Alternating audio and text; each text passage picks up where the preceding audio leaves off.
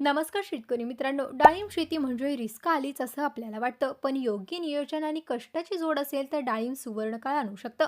आज आपण पाहणार आहोत महेश ताड सरांच्या मार्गदर्शनाखाली फुललेली एक आदर्श डाळिंब बाग, जिथे तिसऱ्याच वर्षी एका झाडापासून 30 किलोपर्यंत दर्जेदार उत्पादन मिळालं आहे.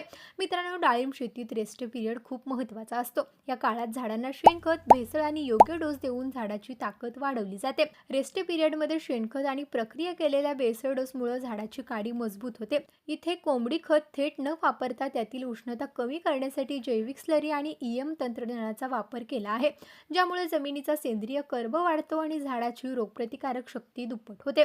तसंच उन्हाळ्यातील पहिलं पाणी भरपूर देणं खूप महत्त्वाचं असतं. यामुळे मजबूत पानं आणि चांगली कळी तयार होते. त्याचबरोबर योग्य वेळी थिनिंग म्हणजेच विरळणी केल्यामुळे झाडावरचा ताण कमी होतो. म्हणून प्रत्येक झाडावर साधारण 80 ते 125 फळं ठेवून उरलेली काढली जातात.